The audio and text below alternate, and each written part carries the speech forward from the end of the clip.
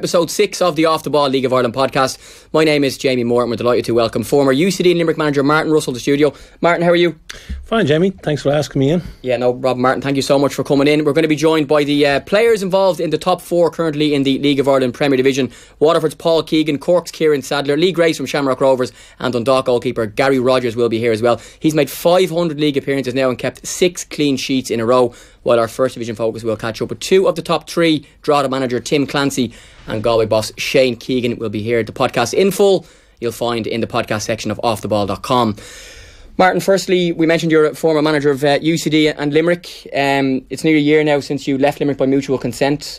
What does an out-of-work League of Ireland manager get up to for a year? It's a break, Jamie. I've had a little bit of a break. I'm still watching games. I'm still coaching, particularly with younger players, and just had a rest from the pressures of the domestic league in terms of getting results, but enjoying going and watching games. What are those pressures actually like for a League of Ireland manager? At the top or at the bottom, you're expected to win every week, and if you lose a couple of games, all of a sudden this word pressure is used. Yeah, I think there is definitely a pressure. It's a results business in lots of ways. For me, it's probably more than that in terms of clubs development. But as being a first team manager, if you don't get the results, you probably don't stay in any job long, let alone here in Ireland. It's the same in UK. It's the same everywhere, you know. Yeah, because you'd been the manager of Limerick. The team were relegated on the last year, or the last day of the season a couple of years ago. You managed to bounce straight back up, win the First Division by a huge number of points, come back up to the Premier. Things had started okay, and all of a sudden it was announced that you were gone. Yeah, I mean, we're going back to a time where we came up as champions during the following season. There was different points of view that ultimately, a case where I left the club, and I think Limerick, as at the time, went on to go and finish their season. I'm in a position now where I've been looking for fresh challenges, and that's the case. You know? Yeah, it's interesting because up until then you'd been at UCD, you had a spell for a time the first team coach at St. Pat's, and then you were at Limerick. So this is probably the longest period since you've been in the League of Ireland that you've been out of the League of Ireland, if that makes sense. From an employment point of view, I've in ways been fortunate when you consider a lot of other coaches that have, the pro licence, for example, having a job in the game.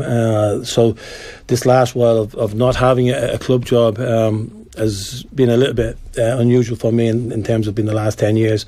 But both clubs, I think I was at UCD and Limerick. I enjoyed my time, and I think I benefited from being at both clubs, learned a lot from being at both clubs, and I would like to think in some way help both clubs out. Yeah, of course, because there's now 20 clubs in the league. The divisions have been changed to 10 in the Premier and 10 in the First Division. Some managers are quite secure in their jobs, others maybe not so much. Is it a hard, train to jump back on once you've been off it for a while? I think probably the league has had a sort of an era where they talk about the merry-go-round where managers will, go from one club to another. I think that's probably still the case for certain generations. I think the current band of managers in positions in both leagues are probably still under pressure to get results. I think most clubs want to see their team challenging at the top, staying up or getting promotion, and it comes back to that sort of short-term results business that a manager has to be seen to be getting results. I'd say a little bit interesting for you though to be able to look at it now from the outside, and I know you're going to games every week, and you're now, for us, talking about different managers in different games instead of being a manager in them, but it's a different experience for you watching the pressures that they're going through from the side as such. Yeah, I think when you just stand back and as a coach you're looking at the actual performance of the game. For me, early on this season, it's probably, it seems to be that the competitiveness is there in the games, but probably we're a little bit shy on having a little bit of quality, and that is probably coming from teams.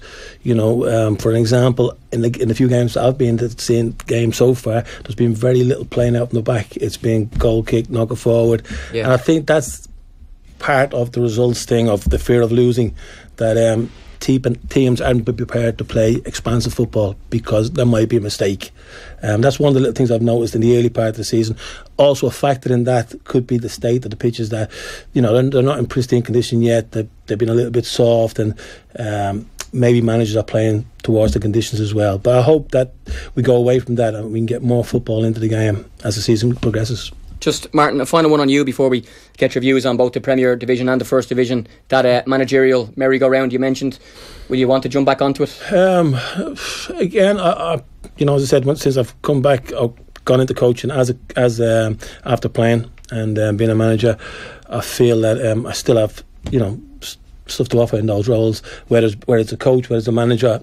Again, to me, it's not important. What's important is that if I go into a club, that I'm a positive influence and help and progress the club forward. So I wouldn't say I wouldn't be involved in the league, but I have other projects, again, around football, in developing young players and in developing clubs that I want to explore as well. So we'll see where it takes us. Yeah, one project, of course, is trying to mind 5 kids on a daily and weekly basis. Another one is you've been working as the coach with Maynooth's university soccer team as well, and you've also got some other ideas in the pipeline. You want to tell us a little bit about those? Yeah, well, the Maynooth University coaching bit that I did was when Barry Pennell kindly invited me in.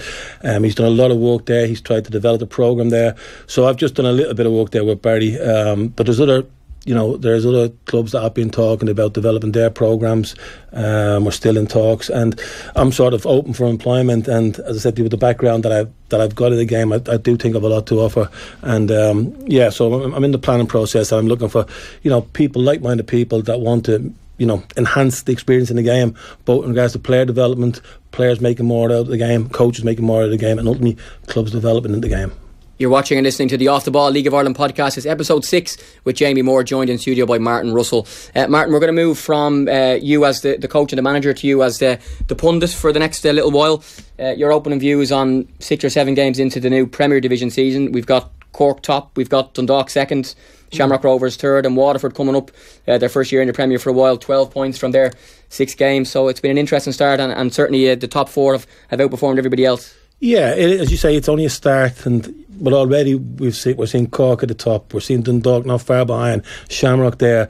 The one that's probably been the odd one out is Waterford. They've started ever so well, and I think Alan will be really, really chuffed. That's what's happened. It's vital that they get the points on the board, I think, because it's a tough campaign for everybody involved. And Alan will definitely like to be where he is compared to where Dave is with Bray. Yeah, I think if we look at the top 2, and they played each other only last week, Dundalk winning 1-0 against Cork. I think personally for the league this year and the way things have gone the previous year, for Dundalk to beat Cork I think is a good thing, and it keeps, even from Cork's point of view, we're going to speak to Kieran Sadler later. They were talking the whole of last season about going through the whole year unbeaten, and it almost became a problem for them in their own heads. But for Dundalk to win that game, points wise, clearly they got a late win against Waterford 1-0 as well, but mentally to have gone and beaten Cork last week is a big one for them. Yeah, I mean, what happened last season, I think, was Dundalk didn't start well, and they ultimately fell too far behind too early. By winning this time around, it's kept that gap tight. I do think, again, with all the teams, the teams at the top, the head-to-head battles, very important. The teams at the bottom, the head-to-head battles, very important. So when you're playing teams in and around you, whether it's to go win the league or stay up, it's important that you maximise the points you can get from those games. Yeah, from Cork's point of view, they've started really well also, getting brilliant crowds in Turner's Cross every week again. For them being the champions and being the FAI Cup holders and being the team going in and out to the Champions League qualifiers, it's a different scenario for them than it was last year. They were the chasers in the previous couple of years. Now they're the ones being chased. What have you made of their start to the season? Yeah, they've started well. I'm sure John is happy enough with their start. I think, again, when I say it's early in the season, in many ways as well, these are new. In some ways, there's been a fair amount of changes in both teams, in all teams. So players are still blending in, and I think for Cork to be sitting top, it gives them that springboard to continue. But like I said last year, I think the team that finished ahead of Dundalk will win the league. If it's Cork again this year, then they'll have done well. Let's move on to Shamrock Rovers. Again, they're playing exciting football this year. They've got Graham Burke in their team, who's unplayable this season. They've added in Sean Kavanagh, who's also been really good despite his red card the other night. There seems to be a different feel around Rovers this year. They have some momentum. They've won a couple of important games so far, given it's early, but certainly a better start than what they experienced the previous season. Yeah, and I think you made the point of their additions this year. I think another player that they've added into the mix who can be a big player for them is Greg Bulger. He gives a lot of insurance, confidence in that midfield sector, and when you have Graham Burke adding in with goals this year, which seems to be, I think they've become a more potent force. I think they could get closer to the top 2. Whether they can do it this year, remains to be seen, but I expect them to, be a even bigger force than they were last season. Now, I know you've experienced this with Limerick the previous year, coming up as First Division winners at a canter. Waterford have done that, and they've carried that momentum into this year. They've got a huge budget. They've got a very impressive squad. I think they've won 12 or picked up 12 points from 18 available. Lost against the top two. Lost to Cork. Lost to Dundalk. Beat everybody else. They've started the season very well. Yeah, but I don't think Alan will take kindly to you saying that they've got a huge budget, because I'm not so sure. I know they've got some back in, and they've started off very well. And what's really probably significant is that in the defeats that they had, they've been narrow defeats. So the confidence from going and performing quite well against the big clubs and only getting beaten by the odd goal should stand them well.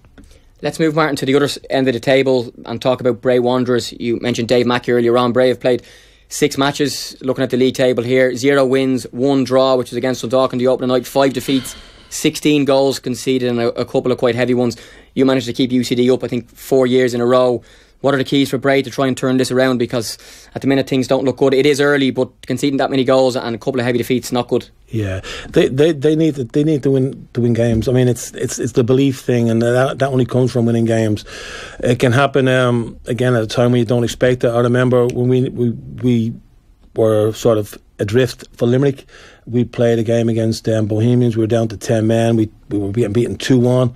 We turned it around 1-3-2, I think, by the end. And it was just the belief of that game that kick-started our run. What was also important, though, that that when the window came, that we had an increase in the budget to bring a little bit more help in from outside players that we hadn't got to start the season. So I think for Bray, they need to get to the window, not adrift. And if they can add 1 or 2 of the right players to supplement the second part of the season, they'll have a chance. Already, you see them playing against Bohemians soon, which is, again, Keith Long has already addressed it as a big game. I don't think Bray can afford to lose it, although it's very early in the season. They need to stay in the pack as much as they can. And also, looking at the other teams, of course, the team that finishes 9th will end up in a relegation playoff towards the end of the season, and that'll be really interesting. We saw last year with the 3 teams going down how that race went right till the end, but teams nearly being dragged in left, right and centre. The team that will finish 9th will be the same. There'll be probably 3 or 4 towards the end, the last 5-6 games, looking over their shoulder, and that looks interesting so far with a number of clubs in that area. Yeah, I think that's going to be the case. If there is going to be a team relegated, I don't think the playoff situation will be sorted till the last week or whatever. So there's a lot to be played for them, and you don't want to be in playoff because anything can happen in the playoffs, as I've found out before. And really, the teams that want to stay up need to avoid those bottom 2 positions.